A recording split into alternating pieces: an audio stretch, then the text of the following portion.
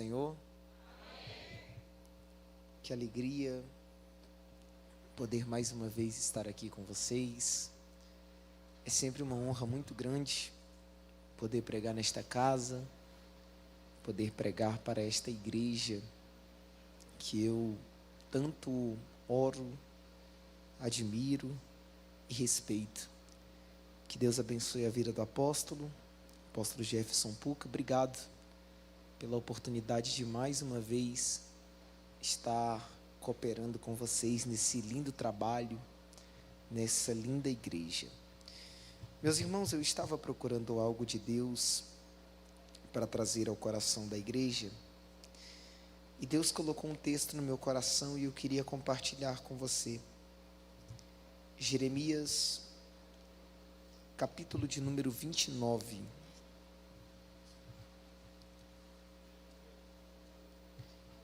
Jeremias, capítulo de número 29, versículo de número 11. Glória a Deus. Jeremias, capítulo de número 29, versículo de número 11. Minha gratidão a Deus também pela vida do meu amigo Paulo Roberto, que está me ajudando nas fotos. Louvar a Deus pela vida de cada um que veio. Eu tenho certeza que Deus tem uma palavra para o seu coração. Jeremias, capítulo de número 29, versículo de número 11. Quem achou, por favor, diga amém. O texto bíblico diz assim: porque eu sei os pensamentos que tenho sobre vós, diz o Senhor, pensamentos de paz e não de mal, para vos dar o fim que esperais. Então me invocareis e ireis e orareis a mim, e eu vos escutarei. Quem crê nessa palavra, diga glória a Deus. Eu vou pedir a atenção de vocês, principalmente nos primeiros 10, 15 minutos. Vocês já me conhecem, né? Começo muito lento, quase parando, mas depois eu vou pegando o ritmo e Jesus vai dando graça. Quem me ouve, por favor, diga amém. Amém. Vamos lá. O texto que nós acompanhamos, ele é um texto muito especial. E eu confesso que ele fala muito comigo, porque uma das nossas maiores preocupações nos dias atuais é quanto ao nosso futuro. A verdade é que as pessoas hoje, elas não vivem, as pessoas hoje sobrevivem, porque elas vivem para trabalhar, trabalham para comer, para vestir, para ter. E a verdade é que esse é um ciclo vicioso. Ninguém nunca está satisfeito com aquilo que tem. Quem ganha pouco quer ganhar muito. Quem ganha muito quer ganhar mais. E no final tudo acaba se tornando vaidade. A verdade é que nós vivemos, o nosso objetivo é esse: viver para trabalhar, para garantir o futuro, porque nós não sabemos o que pode acontecer daqui a 1 ano, 2, 3 anos. Nós não sabemos o que o futuro tem reservado para nós. A verdade é que o luxo de ontem se tornou a necessidade de hoje. O que para os meus pais, avós, era um luxo, para mim hoje é necessidade, porque os tempos passam e as coisas vão evoluindo. Mas a palavra de Deus nos assegura não só um futuro, mas um futuro de esperança, de vitórias, de milagres para o povo de Deus. Deus tem assertividade no meu futuro, porque no meu futuro Deus já está. Vou falar de novo que eu quero que você guarde isso. Deus tem assertividade no meu futuro, porque no meu futuro Ele já está. O que eu chamo de futuro, Deus chama de presente. O que eu chamo de amanhã, Deus chama de hoje. E esse texto mostra que aquele que deposita em Deus a sua confiança e a sua esperança, não ficará confundido ou confuso, porque terá a vitória garantida nesta vida. Mas antes de nós falarmos sobre o texto, eu preciso falar um pouco sobre o homem Jeremias. O nome Jeremias significa aquele a quem Jeová aponta. Jeremias era de linhagem sacerdotal e ele vivia em Anatote, cidade dos sacerdotes. Jeremias ainda era um menino, uma criança, como ele se identifica, quando Deus o chamou para o ministério, quando Deus o designou para a chamada ministerial. E isso é mais clara evidência do propósito de Deus para Jeremias, quando no capítulo 1 Deus diz para ele: antes que te formasse no ventre, eu já te conhecia. Antes que você saísse da madre, eu já te santifiquei, e as nações eu te dei por profeta. Quando Jeremias ainda não tinha vida, Deus já dizia que ele seria profeta. E o interessante é que, quando Deus tem um propósito na vida de alguém, Deus forma antes da mãe gerar. Vou falar de novo. Quando Deus tem um propósito na vida de alguém, Deus forma antes da mãe gerar.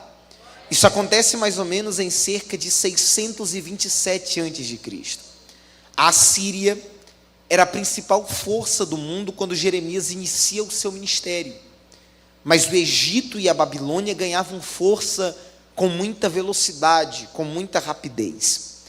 Em 607 a.C., a Babilônia tomou Nínive e acabou com o poder da Síria. E em seguida, a Babilônia começa a focar seus interesses políticos em Judá. Quando os políticos de Judá se veem nessa situação, eles começam a se sentirem pressionados, encurralados. E pressionados, a gente acaba tomando algumas atitudes de cabeça quente. A gente acaba tomando algumas atitudes que não são necessárias tomar. Quando os políticos de Judá se viram nessa situação, eles vão até o seu rei e dizem: rei, a solução é, vamos pedir ajuda para o Egito. Vamos pedir socorro ao Egito. Porém, Jeremias é homem de Deus, Jeremias é profeta, e ele sempre foi contra uma aliança com os egípcios, porque Egito para o povo de Deus nunca representou progresso, sempre regresso. Egito não representa avanço, Egito representa recuo. Egito não representa força, Egito representa fraqueza. Uma prova disso é Deus falando para Isaac quando a terra estava em crise: não desças ao Egito, porque Egito é caminhar para trás, porque Egito é marchar para trás. E nem sempre o problema é caminhar, o problema é para onde você está caminhando. Porque tem gente que acha que não está caminhando, mas às vezes você está caminhando, só que você está caminhando para trás, então é pior do que você ficar parado. Jeremias está dizendo para o povo: não é uma boa esperança, porque a única esperança de Judá não era Egito, não era rei. A única opção era o Senhor Deus dos exércitos. Porém a nação pecou tanto, mas tanto, que perderam a bênção de Deus, e no final a Babilônia captura Judá e toma Jerusalém. Se você examinar o livro de Jeremias, você vai perceber que o profeta fala em arrependimento 11 vezes pelo menos. Porém, mesmo Jeremias frisando, batendo na tecla, é tempo de arrependimento, é tempo de conserto, a nação não se arrepende. Jeremias então chora pela queda da nação, Chora porque ele sentia o peso, e a verdade é que a vida de Jeremias não era fácil, porque nenhum outro profeta do Antigo Testamento enfrentou mais oposição de falsos profetas do que Jeremias, porque o povo da época de Jeremias era um povo terrível. Inclusive, se tivesse arrependimento do povo, o Senhor Deus os teria libertado do cativeiro babilônico.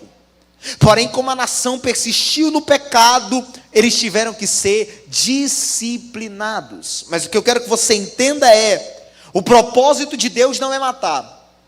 O propósito de Deus é ensinar, inclusive com a dor. Então, o Deus que permitiu as dores também promete restaurar a nação, não por causa deles, mas por causa de seu nome. Isso é graça. Perceba que o livro de Jeremias ele é dividido em algumas partes. A primeira parte do livro registra muitos sermões que ele fez em Jerusalém, nos quais ele denunciava o povo, os sacerdotes e os príncipes por causa de seu pecado, em especial o pecado da idolatria. No capítulo 25, Jeremias anuncia que o povo ficará cativo durante 70 anos e depois retornará para estabelecer a nação. O capítulo 31 apresenta suas profecias sobre a nova aliança entre Jeová e seu povo. Não uma aliança de leis e obras escrita na pedra, mas uma aliança maior, mais forte, uma aliança de amor e fé escrita no coração. Aqui no capítulo 29, a Bíblia nos fala sobre um futuro cheio de esperança. Mas perceba que nessa história, Deus permite que seu povo seja levado à força para a Babilônia e permaneçam cativos. Jeremias está escrevendo aos cativos na Babilônia, e Jeremias está dizendo algo que me chama a atenção. Jeremias está escrevendo aos cativos, mas instruindo eles a seguirem em frente, a orar pela nação pagã que os dominavam. Por quê? Porque evangelho, cristianismo, tem a ver com o maltratado orando por quem o maltratou, o ferido orando por quem o feriu. Evangelho é isso, cristianismo é isso. Jeremias está ensinando o povo que está cativo a seguir em frente. E a pergunta é: como seguir em frente se nós estamos presos? Como seguir em frente se está cativo? Mas Jeremias está ensinando uma lição muito importante. A vida não pode ficar paralisada durante os tempos difíceis. A vida não pode ficar travada durante as dores. Porque em uma situação desagradável ou perturbadora, nós devemos nos adaptar e continuar em movimento. Porque a maneira que você reage aos obstáculos diz muito sobre você. Me dá um pouquinho mais de retorno, por favor. A maneira que você reage aos obstáculos diz muito sobre você. Porque pior do que quem ataca, ou melhor, mais forte do que quem ataca, é quem suporta os ataques. Nós passamos há um tempo atrás um problema recente que nos mostrou isso, que trouxe distanciamento, que fecharam as igrejas, que fecharam os templos, mas a igreja permaneceu. Não deu para fazer culto nos templos, mas fizemos de nossas casas congregações, oramos, louvamos, nos consagramos. Por quê? Porque nós não podemos ficar travados por conta do que passou. Você já parou para perceber que tem gente que travou por conta de um relacionamento que não deu certo? Tem gente que travou por conta de uma amizade que deu errado. Tem gente que travou por conta de um negócio mal sucedido. Tem gente que travou por conta de uma porta que se fechou. Mas há uma ordem de Deus dizendo: trabalhe, reage, acorde, levante a cabeça, sacode a poeira, dê a volta por cima, porque entenda que forte não é quem não passa por problemas, forte é quem sabe lidar com os problemas. Se te atirarem pedras, faça um castelo. Se te impedirem de correr, ande. Se te impedirem de andar, se arraste. Se tentarem calar sua voz, pregue com a sua conduta, porque entenda que o maior desejo do inimigo é fazer com que você trave. E todo momento que você fica travado, paralisado, estagnado, coloque na sua cabeça: eu estou do jeito que o diabo quer que eu esteja. Cada vez que você paralisa, cada vez que você fica estagnado, pode colocar na sua cabeça: eu estou como o meu inimigo quer que eu esteja. Porque travado você não prega, porque travado você não canta, porque travado você não ora, porque travado você não evangeliza, porque travado você não tem intimidade, porque travado você não faz a diferença. Mas eu vim dar um recado aqui ao inferno, e o recado é: nós não ficaremos travados. E se o inimigo vier com força, a igreja vai vir com força máxima, mas nós vamos para a guerra. Você pode olhar para alguém que está do seu lado, olhe para ele, olhe para ela e diga: é tempo de se mover. Diga isso para ele, diga. Não, irmão, desse jeito até você vai ficar paralisado. Diga com graça, diga: é tempo de se mover. Eu estou pregando para gente aqui nessa noite que já ficou parado demais. Eu estou pregando para gente aqui nessa noite que já ficou estagnado demais. E olha como Deus vai interligando as coisas, conectando as coisas. O apóstolo estava falando aqui na hora das ofertas que o inimigo já tinha travado muita gente, mas hoje há uma ordem de Deus essa noite. Deus está dizendo: eu estou destravando tudo aquilo que estava travado na tua vida. Eu estou desparalisando tudo aquilo que estava paralisado. Eu estou desbloqueando tudo aquilo que estava bloqueado. Há uma ordem de despertamento de Deus para alguém nessa noite. E Deus está dizendo: não importa quanto tempo você ficou parado, é tempo de se levantar, é tempo de se mover, é tempo de reagir, é tempo de voltar à intimidade. Eu estou falando com gente aqui nessa noite que estagnou por conta de decepções, que saiu da intimidade com Deus por causa de frustrações com pessoas. Você travou, você nunca mais foi o mesmo, mas hoje Deus te convoca a reagir. Oh glória! E eu vou falar mais aqui, quem tiver glória me acompanha. O diabo pensou que você ia até vir nesse culto, mas que você ia ficar travado o culto inteiro, que você ia ficar travado essas 2 horas de culto. Mas Deus está dizendo: começa destravando no glória, começa destravando no aleluia, começa destravando as suas mãos. Eu vim profetizar para quem tem glória na boca: a tua casa, tua família, teu ministério, teus projetos não ficarão travados. Quem pode abrir a boca para adorar?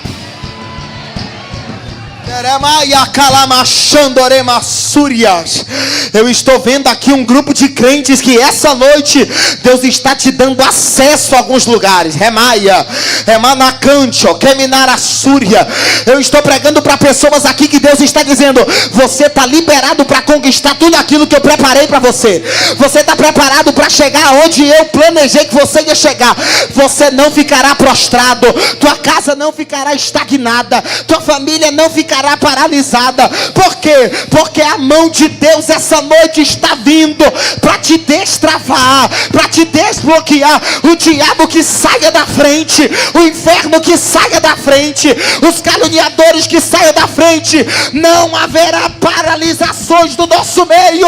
Maior é aquele que está conosco. Quem pode dar glória? Oh, glória a Deus, aleluia. Você me ajuda aqui? Eremaia, cante, oriamachanda. Aleluia. Obrigado.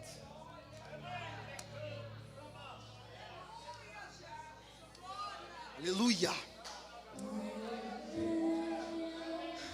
Deus decide mostrar ao povo: embora o cenário seja complicado, embora as coisas não estão indo do jeito que eles sonharam, tem um futuro cheio de esperança e reservado para eles.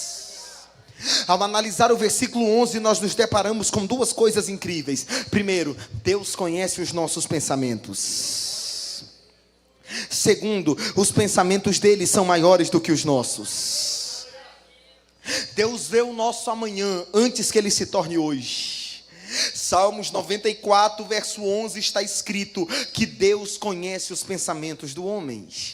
No Salmo 139, o salmista entregue a Deus, ele diz: Senhor, tu me sondas e me conheces, sabe quando eu me assento e quando me levanto, e de longe penetras o meu pensamento.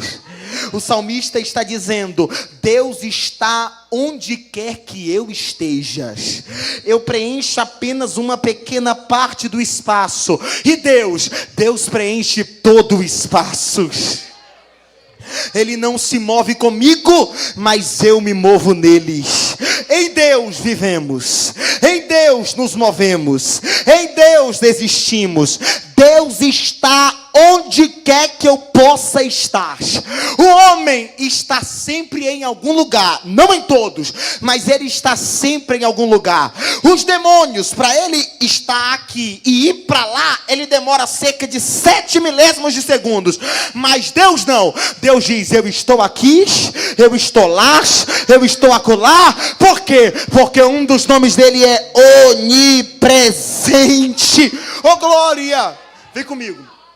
Com certeza, os pensamentos do povo não eram se tornarem cativos, não passavam em suas mentes serem escravos. Mas a pergunta que não quer calar é: se eles não tivessem ido para o cativeiro, será mesmo que eles tinham se arrependido e aprendido a obedecer a Deus? Porque eu vou falar algo aqui, eu já falei, mas eu quero que você guarde isso. Sempre se aprenderá mais com a lágrima da caminhada do que com o hino da vitória. Vou de novo. Sempre se aprenderá mais com a lágrima da caminhada do que com o hino da vitória. O mundo não é um playground, ele é uma sala de aula. A vida não é um feriado, ela é um aprendizado. Um futuro marcado pelo sucesso sempre se esconde em um passado de dores.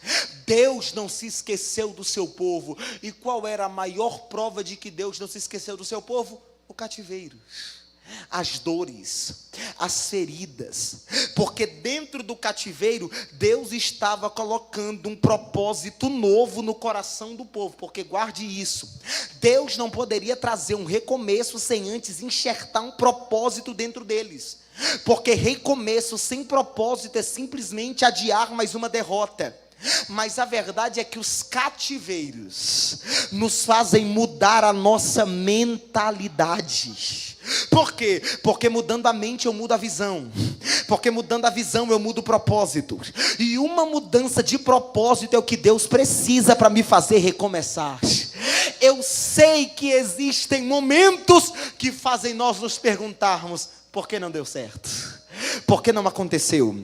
Por que não deu? Por que não foi para frente? Meu plano era tão bom, meu plano ia dar tão certo. Eu sei que eu estou pregando para gente aqui nessa noite que com certeza uma hora da vida já se perguntou: por que não fluiu do jeito que eu esperava?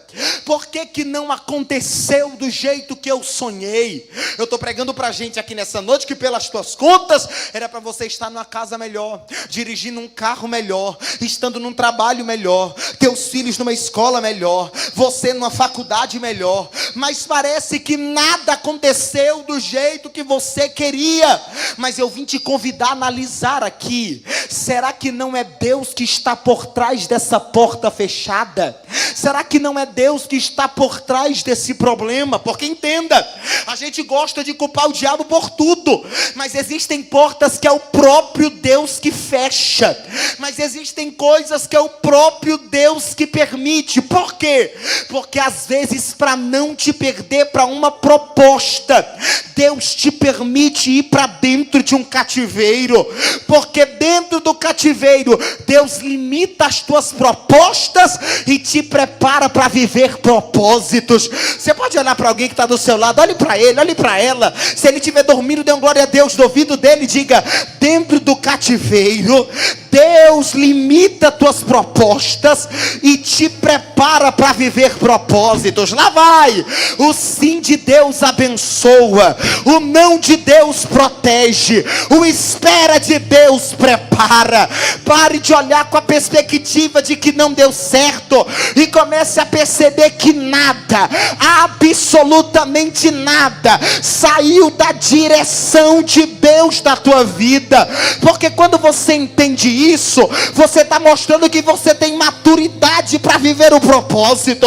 A porta se fechou para outra maior se abrir. Os amigos saíram de perto para outros verdadeiros chegarem. Aquela oportunidade não deu certo, porque outra oportunidade melhor está por vir. Quando nós perdemos o controle, Deus continua no controle. E essa noite Deus está dizendo para alguém que está vivendo frustrações, que está vivendo decepções, Deus está gritando a sua alma dizendo: eu já abrangi os teus caminhos, eu já alarguei as tuas tendas, e lá na frente você vai entender que a perca nunca foi perca, na verdade era livramento. O problema nunca foi problema, na verdade era propósito. Você pode ter perdido a batalha, mas você não perdeu a guerra, porque nada saiu do controle de Deus. Quem pode adorar a Ele aqui nesta noite?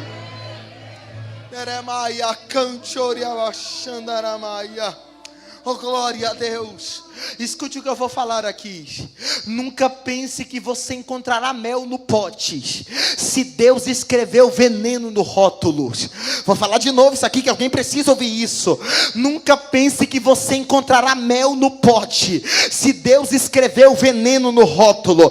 Ainda bem que Deus frustrou a tua expectativa. Ainda bem que Deus não atendeu tua oração de momento. E eu vou liberar aqui nessa noite, se for preciso, Deus vai frustrar propostas para cumprir propósitos. Eu estou pregando para gente aqui nessa noite que está se perguntando: aquela pessoa que andava do meu lado era tão gente boa, e agora eu estou sozinho. Mas Deus está dizendo: foi eu que arranquei a máscara e fiz ele sair de perto, porque é melhor estar só do que mal acompanhado. Ah, pregador, eu perdi aquela amizade que falava tão bem de mim, falava na sua frente, mas pelas costas estava acabando com você. Eu estava no relacionamento tão bom com aquela menina, com aquele menino, e agora acabou tudo. Mas Deus está dizendo: eu não quero que você se relacione com alguém que vai te trazer dor de cabeça depois. Deus não preparou menina para você, Deus preparou uma mulher. Deus não preparou moleque para você, Deus preparou um homem. Deus tem algo maior preparado para você. Você pode dar glória, você pode dar glória. Oh, glória. Oh, aleluia. É necessário entendermos que no meio das nossas maiores frustrações, pode ser um aviso de Deus dizendo: eu tenho algo muito maior preparado para você. Oh, glória a Deus. Tem um hino que diz mais ou menos assim: quantas vezes perguntei para Deus, por que é que não aconteceu tudo que Ele me prometeu?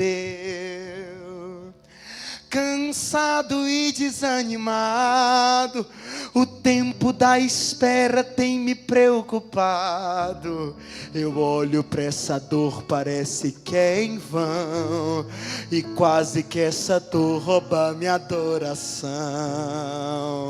Mas a tua palavra diz que seus pensamentos são maiores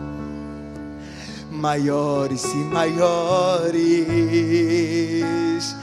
bem maiores do que os meus. A tua palavra diz que os seus caminhos são maiores, maiores e maiores, bem maiores do que os meus. Por quê? Pois tu olhas o vento e diz que isso é treinamento. Tu vês o bravo mar e diz que isso é chão pra você caminhar. Tu percebes a guerra e diz que eu nem preciso lutar, pois tu mesmo lutarás por mim. Tu mesmo lutarás por mim. Eu vou falar para quem tem glória. Mas a tua palavra diz que seus pensamentos... Você pode cantar? Maiores, bem maiores do que os meus. A tua palavra diz que os seus caminhos são maiores, maiores e maiores, bem maiores do que os meus. Você pode aplaudir a Jesus dessa noite? Oh glória! Oh glória a Deus! Versículo 11. Porque eu sei os pensamentos que tenho sobre vós, diz o Senhor. Pensamentos de paz e não de mal, para vos dar o fim que esperais. Deus não só conhece os nossos pensamentos, como também os pensamentos dele são mais altos do que os nossos. Seus pensamentos são tão profundos que a mente humana não consegue acompanhar a grandeza de seus pensamentos. Isaías 55:9 está escrito: porque assim como os céus são mais altos do que a terra, assim são os meus caminhos mais altos do que os vossos caminhos, os meus pensamentos mais altos do que os vossos pensamentos. Salmos 92, verso 5 está escrito: quão grande, Senhor, são as tuas obras, quão profundos são os teus pensamentos. Em Romanos 11:33, Paulo ficou tão deslumbrado com os pensamentos de Deus, que ele exclamou dizendo: ó profundidade da riqueza, da sabedoria e do conhecimento de Deus. Quão insondáveis são os teus juízos e os teus caminhos. Deus pensa mais alto, porque a mente do Criador vai além da criação. Posso provar para você que Deus pensa mais alto? Olha o texto. Deus está fazendo promessas para o povo, não quando eles estão bem, não quando eles têm dinheiro no bolso, não quando as coisas estão fluindo, mas quando eles estão cativos. E sabe o que é o melhor de tudo? É que dentro do cativeiro,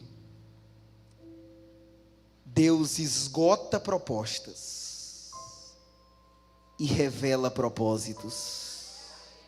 Não, vou de novo.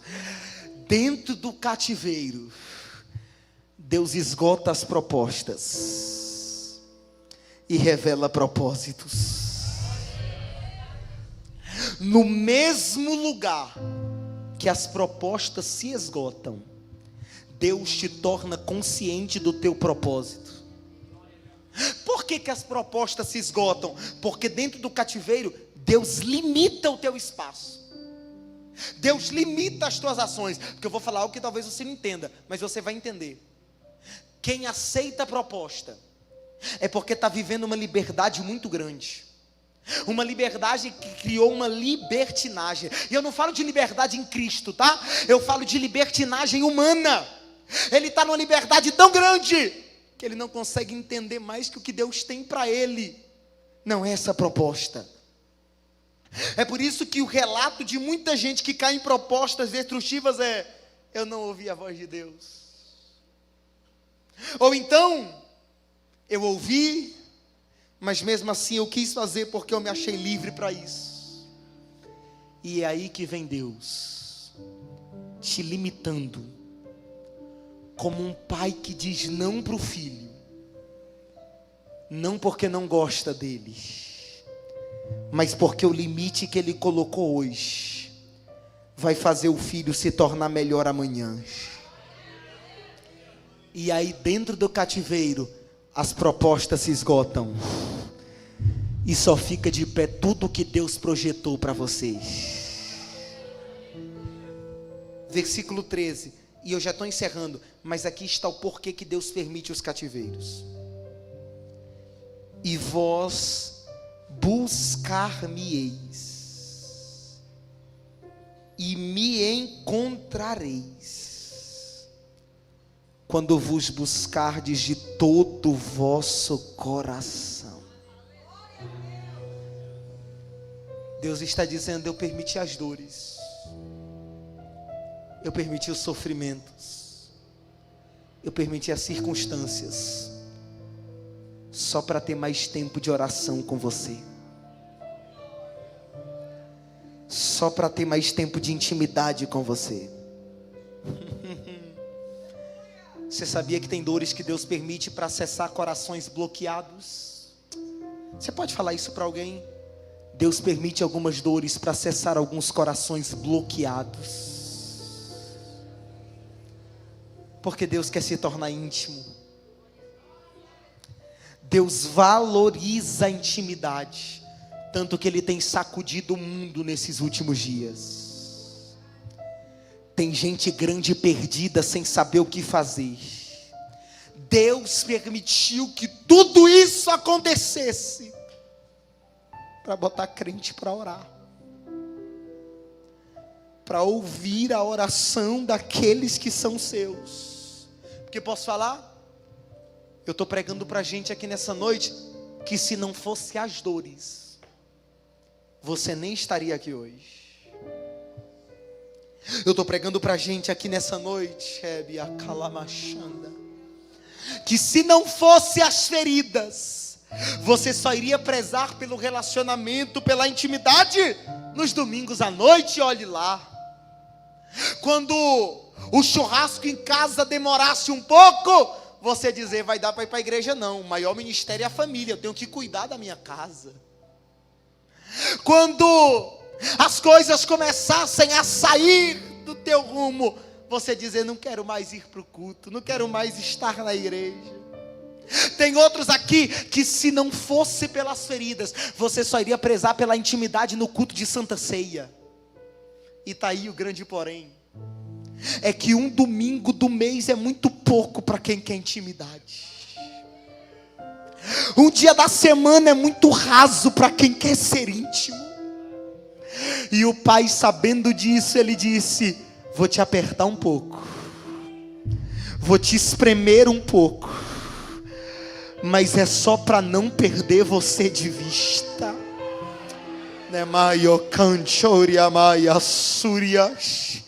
Deus está dizendo para o povo: eu só quero que vocês orem, mas quando vocês orarem, eu vou ouvir a oração de vocês, e eu vou cumprir a promessa que eu fiz dentro do cativeiro. Qual foi as promessas que Deus fez ao povo dentro do cativeiro? Deus prometeu que o juízo aplicado era temporário. Deus prometeu um novo atendimento nas orações. Deus prometeu que iria curar o seu povo. Deus prometeu que iria fazer uma nova aliança. E Deus prometeu: vocês voltarão para a sua terra. Ou seja, quando eu prezo pela intimidade, Deus preza pelo cumprimento da promessa. Não, você já foi para casa ou você está aqui ainda? Quando eu prezo pela intimidade, Deus preza pelo cumprimento da promessas. Intimidade criada é igual a cumprimento de promessas.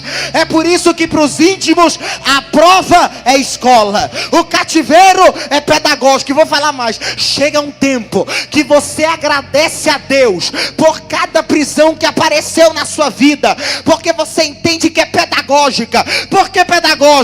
Porque tem prazo de validade. Uma hora vai chegar ao fim. E até quando que o meu problema dura? Até você aprender algumas lições. E qual é a maior das lições? É entender que Deus te permitiu entrar nesse cativeiro para te ensinar a crer, para te ensinar a orar, para te ensinar a ter intimidade. Mas quando você entender isso, Ele vai te mover ao encontro do teu propósito. Você pode adorar a Ele aqui nesta noite. Deus só está esperando que você ores para fazer um rebuliço na sua vida. Deus só está esperando que você ores para mudar a tua história. Deus só está esperando que você ores para arrancar essa enfermidade. Deus só está esperando que você ore para sarar as tuas feridas. Deus só está esperando que você ore para salvar a tua família. Deus só está esperando que você ore para elevar o teu ministério. Por isso, ora, irmão, ore com vontade, ore sem vontade, ore até ter vontade, porque estar pouco com Deus é fazer pouco caso de Deus. Orar é falar com alguém que eu não vejo, mas eu sei que existe, e mesmo que a oração não mude nada, ela está me mudando, então já é lucro, oh, glória a Deus, aleluia, oh glória. E lá na frente está dizendo: quando vocês orarem, Deus lhes dará, ou melhor, Deus lhes proporcionará que veja o fim da sua aflição. Oh, glória a Deus. E eu encerro dizendo: não é aquilo que eu desejo hoje, porque talvez o que eu desejo hoje, lá na frente vai me trazer aflições ainda maiores. Eu tenho certeza que você sabe de algum momento que você orou a Deus para que algo acontecesse na sua vida. Passou um mês, passou um ano, você disse: ainda bem que Deus não ouviu aquela oração minha, porque ia trazer uma dor de cabeça ainda maior. Ah, se Deus ouvisse todas as nossas orações. Ah, se Deus levasse em conta todos os nossos pedidos. Você ia se encher de problema. Mas Deus é tão fiel que Ele diz: eu vou proporcionar para que você veja o fim, o término da sua aflição. Porque como melhor é o fim das coisas do que o começo delas, uma hora Deus me faz chegar no fim da minha aflição, usando os métodos dEle, usando os propósitos dEle. E aí eu vou entender: ainda bem que Deus não fez do meu jeito, ainda bem que Deus fez do jeito deles. Por quê? Porque do meu jeito eu nunca chegaria no fim da minha aflição. Com as minhas forças eu nunca chegaria no fim. Não foi do meu jeito, não foi como eu pensei, não foi como eu calculei, mas eu cheguei no fim da minha dor. Por quê? Porque Deus prefere me ver em um momento frustrado do que me ver com uma história frustrada. E eu preciso liberar uma palavra sobre a sua vida. É super simples, mas se você receber já está ótimo para mim.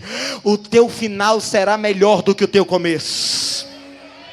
Você consegue falar isso para 3 pessoas? Eu sei que é chato, mas é que quando você profetiza para alguém fica melhor, e você está recebendo isso também. Diga para ele: o teu final será melhor do que o teu começo. O teu final será melhor do que o teu começo. O teu final será melhor do que o teu começo. Volta para a intimidade, porque assim diz o Senhor: o teu final será melhor do que o teu começo. Quem pode aplaudir a Jesus nessa noite? Terminei agora. Eu só não posso encerrar sem cumprir a minha obrigação como pregador. Eu preciso entregar o microfone. Mas eu vou ser muito rápido, muito rápido. Tem alguém no nosso meio que ainda não é cristão ou está afastado dos caminhos do Senhor? O Senhor já falou no meu coração que tem alguém aqui. Mas eu queria muito te conhecer. Você que não é crente, você que está afastado, levanta a sua mão bem alto que eu quero te ver. Alguém? Pregador, eu sou extremamente tímido, sou muito vergonhoso. Então faz o seguinte: levanta a sua mão bem rápido e abaixa, que só eu vejo e tá bom. Tem alguém? Tem alguém? Ok, obrigado. Na minha frente. Mais alguém, gente? Depois que a primeira pessoa levanta a mão fica mais fácil. Mais alguém? Eu sei que tem mais gente. Olha, eu não vou obrigar ninguém, não vou forçar você a projetos deles. Eu posso estar no vale, eu posso estar em qualquer lugar, a mão dele nunca vai abandonar o seu filho. E eu quero saber se você quer aceitar ou voltar para Jesus. Se você quiser, vem aqui na frente e eu entrego o microfone ao apóstolo para orar por você. O meu Jesus está te chamando nessa noite. Corre para o altar, Ele está te chamando. Você sabe que Ele está falando com você. Eu preciso que a igreja faça papel de igreja agora. Lembra que eu te falei que tem gente aqui que precisa vir, não levantou a mão, mas precisa vir? Pois é, eu não sei quem é essa pessoa, mas talvez essa pessoa, essa vida, quem vai ganhar não é o pregador, é você. Se você está do lado de alguém que não é crente, ou de alguém que está afastado, toca no ombro dele, toca no ombro dela e diga: se você quiser, eu vou lá com você. Diga isso para ele, diga isso para ela.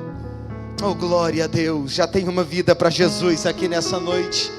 Você pode aplaudir a Jesus por isso?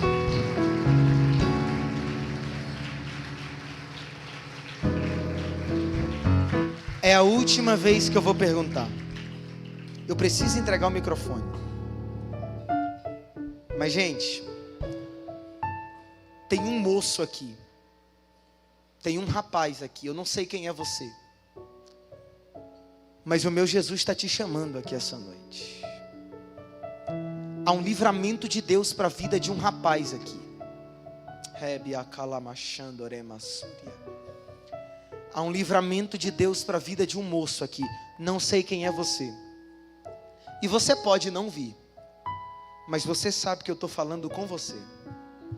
Eu vou contar até 3 e se no 3 você não vier, eu entrego o microfone sabendo que a minha parte eu fiz. E muito feliz, porque já tem uma vida aceitando ou voltando para Jesus essa noite. Eu conto 1. Foi o meu Jesus que te trouxe aqui. Eu conto 1,5. Não adianta tentar resistir, porque o chamado de Cristo é irresistível. E há uma voz gritando no teu ouvido dizendo: eu quero te trazer para perto. Eu quero mudar a tua história. Eu conto 2.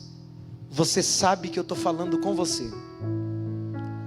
2,5. O meu Jesus te trouxe aqui porque Ele quer curar algumas feridas da tua alma, porque Ele quer trazer paz para o teu coração, porque Ele quer mudar a tua história por completo. Corre para o altar. Alamaya canchoria massúria. Você pode dar glória a Deus, porque está chegando mais uma vida para Jesus nessa noite. É tempo de reatar a nossa amizade. É tempo de quê? É tempo de chorar e de se converter. Oh, glória. Moça, você não vem. Eu vou entregar o microfone para o apóstolo orar. Mas por um acaso, se você pensar: errei, era para mim ter ido, vem. Pregador, mas eu já vou estar atrasado. É melhor você vir atrasado, entre aspas, do que você não vir. Jesus está te chamando nessa noite. Que Deus abençoe. Muito obrigado. Está tendo festa no céu, está tendo luto no inferno. Eu agradeço a oportunidade em nome de Jesus.